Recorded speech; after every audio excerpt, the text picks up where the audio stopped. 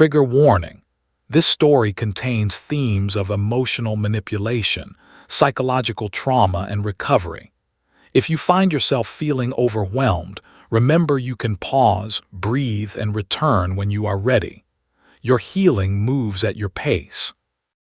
It begins with something so subtle you almost miss it. A sigh, a dismissive glance, the quick roll of eyes when you speak your truth. He tells you, you're overreacting, as if your feelings are inconveniences rather than signals of your soul.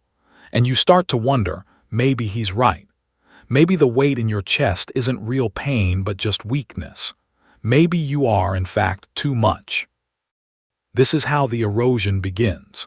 Not with shouting, but with small cuts that bleed you dry over time. Every time you question yourself instead of him, the ground beneath your feet becomes softer, less stable. You remember the night you apologized for crying after discovering a message on his phone. You remember the way he smiled when you took the blame for his betrayal. And you remember the way your chest tightened when you realized you were training yourself to shrink so he could stay comfortable. This is the psychology of manipulation at its sharpest point. In Jungian terms, it is the shadow feeding itself on your silence. In modern psychology, it is gaslighting, a tactic that distorts your reality until you begin to doubt your own mind. Narcissistic abuse thrives here. You become the mirror reflecting his moods, his wants, his chaos, while your own reflection slowly fades. And yet beneath that fading there is still a spark, a whisper, a phoenix buried beneath the ash. Pain has a way of teaching us what comfort never could. The Stoics understood this, that suffering is not a curse but the raw material of strength. Epictetus once wrote, "We cannot choose our external circumstances, but we can always choose how we respond." And here, in the quiet humiliation of doubting yourself, you are faced with a choice you cannot yet see. But it waits, like a seed under frozen ground, patient for the thaw. The outer story is one of heartbreak. You loved, you trusted, you bent yourself into impossible shapes to be enough, and still it wasn't enough. The inner story is more dangerous. It is about the way you were taught, long before him, to see your worth as conditional. Perhaps it began in childhood, where love came with strings attached. Perhaps it began with culture whispering that a good woman sacrifices, swallows, and smiles, that her power is dangerous unless it serves someone else. And the mythic story, the one beneath all the others, is the phoenix. Burned by the fire of betrayal, silenced by the ashes of shame, she waits to rise. The phoenix is not born in safety. She is born in destruction. And so are you. But before you rise, you must see clearly. The first step in breaking free is to recognize manipulation for what it is. Notice the pattern, how he makes himself the victim, how your apologies keep him comfortable, how your silence keeps the peace. Notice how the cycle begins and ends with you carrying the weight of both your pain and his failures. This is not love. This is control. Now pause here. Feel the discomfort of naming it. It is sharp, isn't it? To admit that the person you trusted most might have twisted that trust into a leash. But naming it is power. Because when you call something by its true name, it loses its shadow. What once lurked unseen becomes visible, and what is visible can no longer hold the same power over you. Strategic boundary setting begins in the smallest of moments. It is not always dramatic, not always cutting him off with fire and fury. Sometimes it begins with silence, the kind that does not submit but reclaims. Sometimes it begins with a sentence spoken calmly. "I don't accept being spoken to this way." Sometimes it begins in the privacy of your own mind, where you decide, for the first time, that your pain is not proof of weakness but evidence of your capacity to feel, to love, to care deeply. And that capacity is not his to exploit.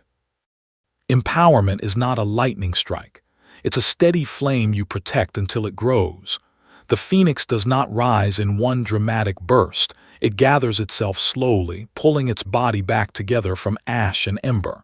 That is you now, gathering, rebuilding, learning the shape of your own wings. And in this gathering, you realize the very pain that made you feel broken is the fire that will make you whole. The dangerous truth is this. Once a woman sees through the fog of manipulation, once she learns that her worth is not negotiable, she becomes untouchable. The man who once controlled her can no longer reach her. The culture that once told her to shrink can no longer bind her. She becomes dangerous, not to herself, but to anyone who ever thought she could be silenced. Because she has learned that the fire meant to destroy her has only forged her into something indestructible. And so the question lingers like smoke. What happens when you finally stop apologizing for the fire in you? The moment you stop apologizing for your fire, everything begins to shift. But the shift is not immediate, nor is it painless. In fact, it can feel like stepping into an earthquake, the very ground of your life trembling as old patterns crack apart. The people who once fed on your silence will resist. They will test the boundaries you start to build. They will sense, in some primal way, that you are no longer the same, and they will try to pull you back into the cage you are unlocking. That resistance is not proof you are wrong. It is proof you are changing. The manipulator thrives in the unspoken contract that you will not fight back, that you will carry the weight of the relationship on your shoulders while he rests comfortably on top. The moment you shift, that contract burns, he feels it, and he panics. Suddenly, the tactics intensify. The guilt trips sharpen, the silent treatments stretch longer, the accusations become more venomous. He needs to remind you of your place, or so he thinks. But here is where psychology reveals the truth. Gaslighting is not about you being irrational. It is about him protecting the fragile fortress of his ego. He cannot allow your awakening, because if you see him clearly, you will leave him behind. Modern psychology calls this the narcissistic injury, the wound to his sense of superiority when confronted with your independence. In Jungian language, it is the shadow resisting exposure, clinging desperately to its power. The tighter he grips, the more you see his fear. And the more you see his fear, the less his control works. This is where your inner story deepens. For years, you may have believed that love was endurance. That to stay, to forgive, to bend was proof of your strength. But endurance without boundaries is not strength, it is slow erosion. And what you once thought was resilience was, in truth, self-abandonment. The little girl inside you, the one who learned early that she had to please to survive, is tired. She has been carrying this weight far too long. She wants to rest. She wants you to protect her now. Strategic boundary setting, then, becomes more than an external act. It is an internal vow. You promise her, your inner child, that you will not sacrifice her peace for someone else's comfort again. You begin to watch the conversations differently. You notice when you are about to explain yourself too much, to justify your feelings as if they are courtroom evidence. You catch yourself and instead you state your truth simply. And when the manipulator pushes back, you breathe and you do not fold. Each time you do this, the roots of self-worth dig deeper into your soil. This is where Stoicism offers guidance. Marcus Aurelius wrote that you cannot control the actions of others, only your response to them. The manipulator may rage, sulk, or disappear, but your response is yours alone. When you choose calm over chaos, when you choose clarity over confusion, you are no longer living in his storm, you are anchoring in your own center. It feels radical. It feels dangerous. Because for the first time, you are no longer afraid of losing him. You are afraid of losing yourself, and you refuse to let that happen again. The phoenix myth comes alive here. Imagine her, wings scorched, body crumbling to ash. She has been destroyed by fire, yes, but not annihilated. Her rebirth begins when she remembers her own essence. She is not the ash, she is the flame. You too are remembering. You were never meant to crawl through life apologizing for your existence. You were meant to rise, to burn, to illuminate. Each boundary you set is another feather returning to your wings. The outer story is still painful. Perhaps he mocks you for changing, accusing you of being cold or selfish. Perhaps family members whisper that you've become difficult because you no longer sacrifice yourself to keep the peace. Perhaps friends pull away because your strength threatens the version of you they were comfortable with. This hurts deeply. But what if this loss is not destruction? What if it is clearing? The burning away of deadwood so that new growth can emerge. Empowerment does not always look glamorous. Sometimes it looks like crying on the bathroom floor after refusing to answer his late-night call. Sometimes it looks like shaking hands as you block his number, heart pounding with both terror and relief. Sometimes it looks like sitting alone on a Saturday night, whispering to yourself, "I am enough," until you start to believe it. These are the quiet revolutions no one applauds but you, and yet they are the foundation of everything that comes next. This is the dangerous truth about a woman who turns pain into power. She learns that pain is not the enemy. Pain is the teacher. Pain is the fire that purifies. And once she integrates that lesson, she no longer runs from it. She no longer begs for someone else to validate her worth. She carries her own flame, and it lights her path forward. But here is the cliffhanger, the point where the myth and the reality collide. Once the phoenix begins to rise, the world around her must adjust. Some will fear her fire, some will try to smother it, and some will be drawn to it, seeking warmth in her presence. The question is not whether the fire burns. The question is, who will you allow close enough to feel it? So I ask you this: when the world reacts to your rising, will you dim your fire again, or will you dare to burn brighter? When you dare to burn brighter, something unexpected happens. The world does not simply bend in admiration. It pushes back. It tests you, challenges you, tempts you to return to the comfort of your old chains. It whispers in the voices of people you once trusted, "You've changed." It reminds you of the loneliness of being different. And for a moment you wonder, is freedom worth the isolation? This is where the inner battle intensifies. Healing is not just about leaving him or them or the toxic patterns that once held you down. It's about facing the silence that comes after, because silence has a voice too. It tells you all the fears you tried to outrun. What if I never find real love? What if my best years are gone? What if being strong means being alone? These questions echo inside your chest like thunder. And in those echoes, the old self, the one who once begged for crumbs, tries to pull you back. Jungian psychology calls this the confrontation with the shadow. The part of you that still believes you are unworthy of love rises now, not in his voice, but in your own. It is the most dangerous enemy because it sounds like truth. You're too broken, it says. You're too much. No one will stay if you don't bend. The manipulator planted those seeds, but the soil was always there. This is why healing requires both courage and compassion. Because you cannot simply rip out the weeds, you must nourish the ground until they no longer grow. Strategic boundary setting takes a new form here. It is not about saying no to him anymore. It is about saying no to yourself, no to the voice that tells you you must shrink to be loved. Each time you hear it, you pause, you breathe, and you respond with a new truth. I am not broken, I am not too much, I am exactly enough. At first it feels like a lie. Your chest tightens, your throat burns, but repetition is rewiring. Each time you choose truth over shadow, the neurons of your brain fire in new directions, carving out pathways of self-worth.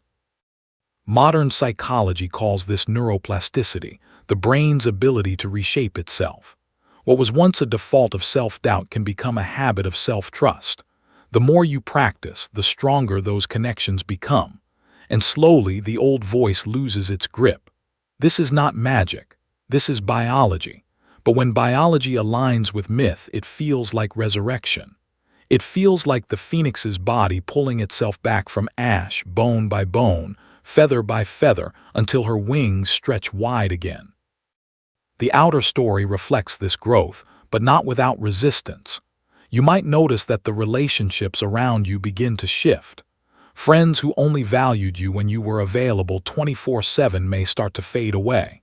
Family members who expected obedience may bristle at your new boundaries. Even strangers may sense your energy has changed, some attracted to your light, others resentful of it. This can feel like loss, but look closer. It is recalibration. The world rearranges itself around the woman who refuses to dim her flame. Empowerment here looks quieter, but no less powerful. It is in the morning you wake up and realize you didn't check your phone for his messages. It is in the moment you notice your shoulders relaxing because you no longer brace for the next insult or disappointment. It is in the decision to sit alone in a cafe, not waiting for anyone, but simply existing in your own presence.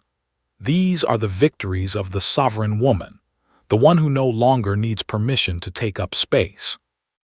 The Stoics would remind you, external validation is fragile, temporary. What matters is your inner fortress. Marcus Aurelius wrote, "The happiness of your life depends upon the quality of your thoughts." So you turn inward. You tend to your mind the way a queen tends to her garden. You pull weeds of self-hate. You plant seeds of self-trust. You water them with daily rituals, journaling, meditation, affirmations. And slowly you see the blossoms of your labor: peace, clarity, confidence. But let us not mistake this peace for passivity. No, it is a dangerous kind of peace. The kind that comes when you realize you cannot be controlled anymore. You are no longer at war with yourself, and that makes you formidable, because the world is not designed for women who own themselves fully. It is designed to keep them small, pliant, obedient. When you step out of that script, you disrupt not just your own story but the collective one. You become an archetype, the living phoenix whose fire threatens every cage. The dangerous truth here is this: turning pain into power makes you unpredictable, and unpredictable women are feared. They cannot be manipulated because they no longer trade authenticity for approval. They cannot be owned because they belong to themselves. They cannot be silenced because their voice is no longer a plea, it is a declaration. This is the point where people will try to label you cold, unfailing, arrogant, but you know better. You are not cold. You are burning with a fire that no longer consumes you, but sustains you. And yet here lies the cliffhanger. If you no longer belong to their cages, then where do you belong? If the old world cannot hold you, what new world will you create for yourself? So ask yourself, now that you have begun to rise, will you use your fire to destroy or to illuminate? To use your fire wisely, you must first decide what kind of world you want to build. Rising from pain is not simply about walking away, it is about walking towards something greater. Yet here lies the trap. After years of living in reaction to others, you may not know what you truly desire. You've been conditioned to measure your worth by how much you endure, how well you please, how little you need. Now, with the chains falling away, the question echoes: what do I actually want? This question is both terrifying and liberating. Terrifying because it strips away the excuses. No one else can answer it for you. Liberating because it means you finally hold the power. The manipulator wanted you confused so you would keep orbiting his sun. But now, you are no longer a planet, you are a star of your own. And stars do not ask permission to shine. The psychological roots of desire are deep. Jung wrote that individuation, the process of becoming your true self, requires that you face not only your wounds but also your longings. What did you silence to survive? What parts of you were locked away because they didn't fit someone else's script? Desire is not weakness. It is the compass of your soul. To deny it is to live half alive. To honor it is to step fully into your sovereignty. Strategic boundary setting now evolves again. At first, boundaries were shields against harm, but now they become gates that protect your dreams. You begin to say no not only to abuse but also to distraction, to mediocrity, to anything that does not align with your highest self. Each no is also a yes to your vision, your goals, your sacred time. Boundaries are not walls that isolate you. They are architecture. They are the design of a life where your fire has room to breathe. The outer story reflects this shift. Imagine her, this woman who once apologized for her tears, sitting at a table with pen and paper, writing the first draft of her future. Perhaps she decides to pursue the career she once abandoned. Perhaps she travels, learns, explores. Perhaps she chooses to be alone for a while, not as punishment but as reclamation. The world looks at her and sees a woman rebuilding. But she knows the truth. She is not rebuilding. She is creating anew. The inner story deepens here too. As you honor your desires, old guilt may surface. The voice of culture may whisper, "A good woman doesn't put herself first." The echo of family may insist, "Sacrifice is love." Even your own doubts may rise. Am I being selfish? But here is where psychology and philosophy converge. Stoicism reminds us that living according to reason means aligning with nature. And what is more natural than growth, expansion, expression? Your desire is not selfish. It is life itself moving through you. The mythic story of the phoenix teaches the same lesson. When she rises, she does not apologize for her wingspan. She does not dim her fire to comfort the ashes she leaves behind. She expands because expansion is her nature. Her rebirth is not a betrayal of the past but the fulfillment of it. And so it is with you. By honoring your desires, you do not dishonor your pain. You sanctify it by allowing it to transform you into something greater. Empowerment in this stage is subtle but profound. It shows up in how you walk into a room, shoulders lifted, gaze steady, presence undeniable. It shows up in how you speak, not to be liked but to be clear. It shows up in how you make choices, not out of fear but out of alignment. This is the dangerous kind of confidence, quiet, grounded, unshakable. It is not about proving anyone wrong. It is about proving yourself right. Yet the world is not neutral to such power. When a woman begins to live by desire rather than duty, she disrupts centuries of conditioning. Some will call her reckless. Others will call her inspiring. Both are signs that she is free, because freedom is never passive. It is active, alive, and deeply unsettling to those who still live in cages. The manipulator who once held you will feel it most. He may even try to return, dangling the same bait of guilt. ND charm, but you are no longer the woman who swallowed it. You are the fire that burns it away. The dangerous truth here is this. When a woman owns her desires, she becomes magnetic, not because she chases, but because she radiates. People are drawn to her, not out of pity or control, but out of awe. They feel her authenticity like heat and they cannot look away. But here lies the cliffhanger. The magnetism of power attracts both the worthy and the unworthy. And you must decide with fierce discernment who is allowed near your flame. So I ask you now, when your fire begins to draw others close, will you protect it with discernment? Or will you let the wrong hands reach for it again? Discernment is the next crucible. Power without discernment burns indiscriminately, but power with discernment transforms everything it touches. When you rise as the phoenix, your fire glows brighter and people will gather, some seeking warmth, others seeking control. Both will look the same at first, attentive, charming, full of admiration. But discernment asks you to look beyond the surface, to recognize intention, to separate the ones who come to witness your light from the ones who come to steal it. This is where the psychology of patterns becomes essential. A manipulator rarely changes tactics. He only changes masks. Gaslighting, love bombing, guilt tripping, these behaviors are not accidents, they are strategies. When a new admirer showers you with excessive flattery, when someone new pushes too quickly for intimacy, when an old flame returns with promises of change, your body will feel a familiar stirring. Your chest tightens, your stomach churns. This is not paranoia. It is your nervous system recognizing danger. The body remembers what the mind tries to forget. Modern psychology confirms this. Trauma imprints on the nervous system. Your fight or flight responses may flare even when there is no immediate threat. But rather than ignoring these signals, discernment teaches you to honor them. The question is not, am I overreacting? The question is, what is my body trying to tell me? This subtle shift transforms fear into intuition. What once made you feel crazy now becomes your compass. Strategic boundary setting enters a new dimension here. At first, your boundaries kept out harm. Now they also protect your vision of love, friendship, and connection.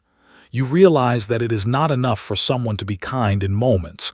They must be consistent in respect. They must be steady in integrity.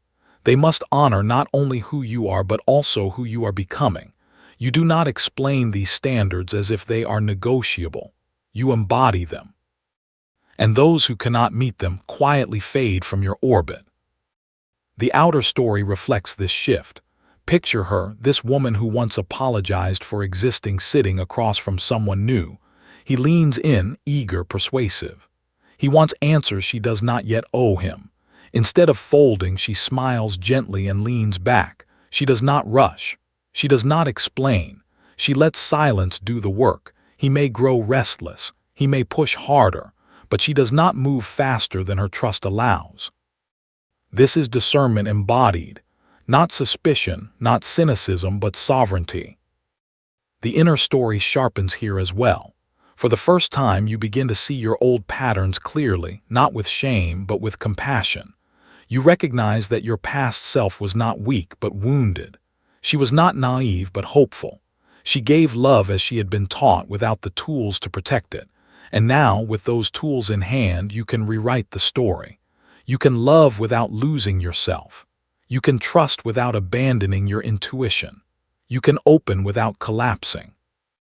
The Stoics offer wisdom here too. Epictetus taught that we suffer not from events themselves, but from our judgments about them. Discernment is the practice of refining those judgments, not to close your heart, but to sharpen your sight. When someone's words do not align with their actions, you see it.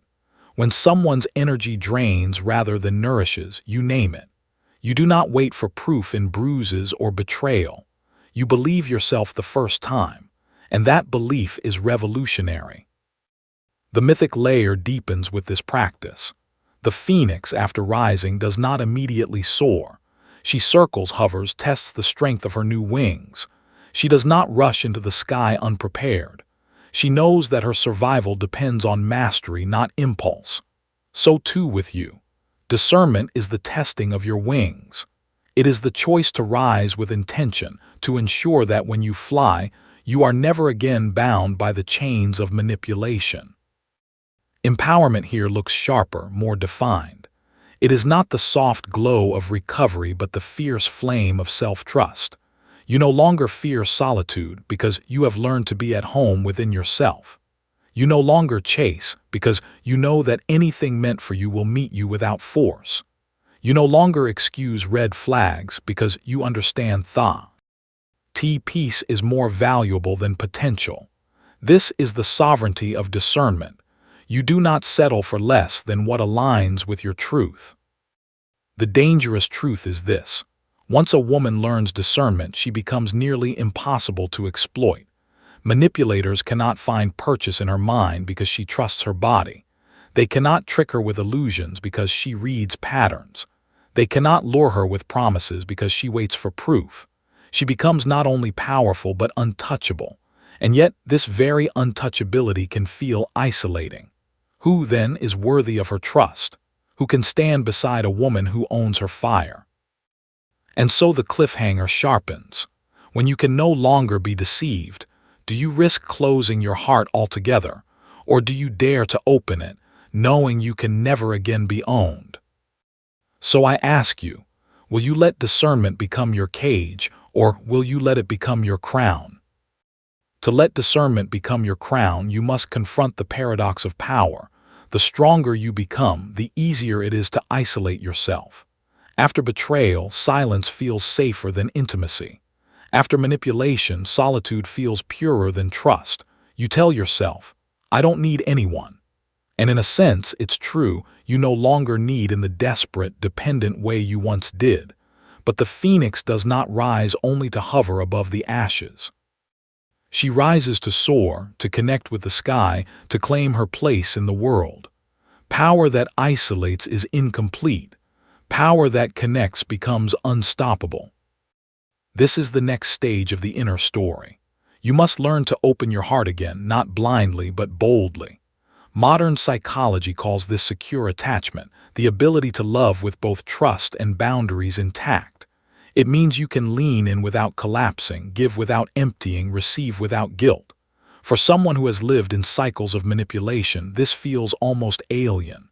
Love without control, desire without danger, support without strings.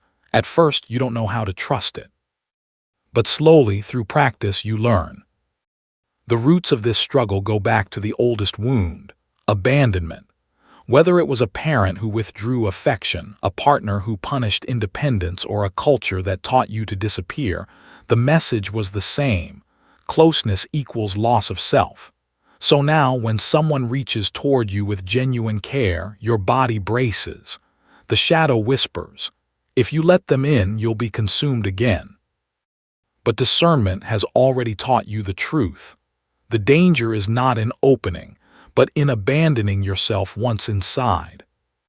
Strategic boundary setting, therefore, becomes the bridge between solitude and connection. You no longer build walls. You build doors, doors with locks only you hold the key to. You invite in those who respect the space, who walk gently on the ground you've cultivated. And when someone stomps, when someone tests, you close the door with steady hands. Boundaries are not the end of intimacy. They are what make intimacy safe. The outer story mirrors this new courage. Imagine her, this woman who once trembled at the thought of being alone, now sitting across from someone new. But this time she does not shrink. She laughs freely, speaks with clarity, pauses when she needs to. She notices the other's responses. Do they listen or do they dismiss? Do they respect her pauses or push through them? Her power is not in controlling the other person. It is in choosing how she responds. She no longer auditions for love. She evaluates it. Stoics once again offer wisdom here. Seneca wrote, "We are always complaining that our days are few and acting as though there would be no end of them." He was not speaking of love, but his words apply. To waste time on false connections is to act as if life is infinite. But your life is finite, your energy sacred. To give it away cheaply is to dishonor the fire you fought to reclaim. Secure connections are not about quantity, but quality. Better one true ally than 100 false admirers. The mythic story of the phoenix reflects this lesson as well. When she rises, she does not fly alone forever. She joins the sky, the wind, the stars. Her fire does not burn in isolation. It illuminates the world around her. Your rising, too, is meant to radiate. To love again, not as the desperate plea of someone afraid of abandonment, but as the conscious choice of someone who knows her worth. Love is no longer a cage. Love becomes a temple where you both walk in freedom. Empowerment here takes on a new flavor, receptivity. It is not just in the strength of your no, but in the openness of your yes. It is in the moment you allow someone to hold you without fear of losing yourself. It is in the choice to believe you are worthy not just of survival, but of joy. It is in the courage to admit that strength without softness is incomplete. This is the most dangerous truth of all, that vulnerability, once weaponized against you, can now become your greatest source of power. Because vulnerability is not weakness, it is exposure. And exposure requires immense courage. To stand in your truth, to show your scars, to let someone close enough to see your flame. It is an act of defiance against every manipulator who told you to hide. It says, "You did not kill me, you forged me. And now I choose to shine, not in spite of the pain, but because of it." And yet here lies the next cliffhanger. You have learned to rise, to protect, to discern, even to open again. But there remains one question, the deepest of all. If your pain has forged you into fire, what will you do with that fire now? Will you keep it only for yourself, or will you let it light the path for others still trapped in the dark? So I ask you, now that you have become the phoenix, will you rise only for survival, or will you rise for legacy? Legacy begins when survival is no longer enough. At first, all you wanted was to stop hurting. Then you wanted to stand without shaking. Now standing is not enough. Rising is not enough. You feel it deep in your bones. The fire you carry is not only for you. It is for every woman still kneeling in the ash, every heart still doubting its worth, every soul still trapped in a cage of manipulation. Legacy is when your healing becomes more than personal, it becomes generational.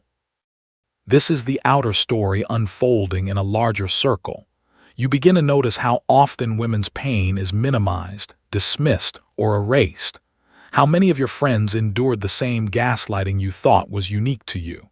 How many of your sisters, colleagues, even strangers, carry the same wounds but speak them in whispers? Suddenly, your story is no longer just yours. It is part of a collective wound, and therefore, part of a collective rising. Jungian psychology calls this the archetypal journey, the way individual experience reflects universal patterns. You are not just a woman leaving a toxic relationship. You are the phoenix archetype embodied, reborn through destruction, carrying light for those who cannot yet see their own. The myth lives through you, and when you speak your truth, you do not just tell a story, you awaken others to their own. But legacy requires more than telling. It requires embodying. Strategic boundary setting evolves yet again from protecting the self to modeling for others. When you say no to disrespect, you teach those watching that they can too. When you speak truth without apology, you give permission for others to do the same. When you refuse to dim your fire, you remind others that their light is sacred. Your life becomes the boundary. Your presence becomes the lesson. The inner story deepens with this responsibility. There will be moments you question, who am I to lead? Who am I to inspire others when I still feel fragile inside? This is the shadow of imposter syndrome, the old wound of not enoughness resurfacing in a new form. But here, Stoicism offers clarity. Marcus Aurelius reminded himself daily, waste no more time arguing about what a good man should be. Be one. Applied to you. Waste no time questioning if you are ready to lead. Lead simply by being. Imperfect human, rising still. Legacy does not demand perfection. It demands presence. Others do not need your flawless strength, they need your realness. They need to see the cracks you carry and the way the light pours through them. They need to witness how you still stumble and still rise again and again. Because that is the truth of the phoenix. She is not a one-time miracle. She is a cycle. Burn, break, rise, repeat. Your willingness to live that cycle openly becomes the torch others can follow. The outer story might now include moments where you share your fire in small but profound ways. Perhaps a friend calls you, broken after her own heartbreak. Instead of giving her cliches, you listen deeply. Remind her she is not weak for feeling. Tell her that the ash is not the end but the beginning. Perhaps a colleague sees you standing firm against unfair treatment and feels braver to do the same. Perhaps a daughter, niece, or young woman notices the way you carry yourself, calm, confident, unapologetic, and something in her spirit awakens. This is legacy, the ripple effect of your rising. The mythic story reflects this with even greater symbolism. The phoenix does not hoard her fire. She lights the skies, leaving a trail of sparks for others to see in the dark. Her wingspan is not just for her flight. It is a banner, a proclamation. Destruction is not the end. And so it is with you. By living fully, you become proof that healing is possible.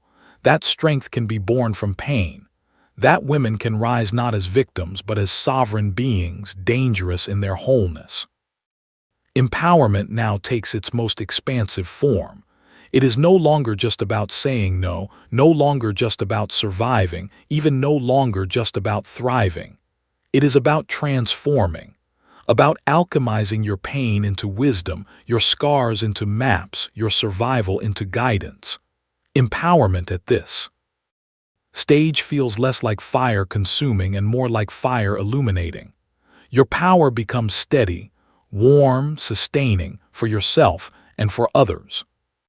The dangerous truth here is that a woman who rises for legacy cannot be erased. Even if she is silenced, her fire lingers in the one she touched. Even if she is doubted, her impact spreads quietly, invisibly, like roots under the soil. Power rooted in self-healing is strong, but power rooted in legacy is eternal. This is why the world fears women who turn pain into power, because their influence outlives their oppressors. And yet here lies the final cliffhanger. You have risen, you have discerned, you have connected, and now you carry the fire outward. But legacy asks one last question, the sharpest of all. Once you hold this much power, how will you ensure it does not consume you? So I ask you, when your fire has grown large enough to light others, will you let it burn uncontrolled, or will you master it and rule as its sovereign? Sovereignty is the final stage of your rising. It is the place where fire no longer controls you and you no longer fear it. In the beginning, pain felt like a wildfire, chaotic, destructive, consuming everything in its path. Then came the ashes, the silence, the emptiness. Now after rising, the flame is yours to command. You are no longer reacting to manipulation, no longer simply surviving trauma.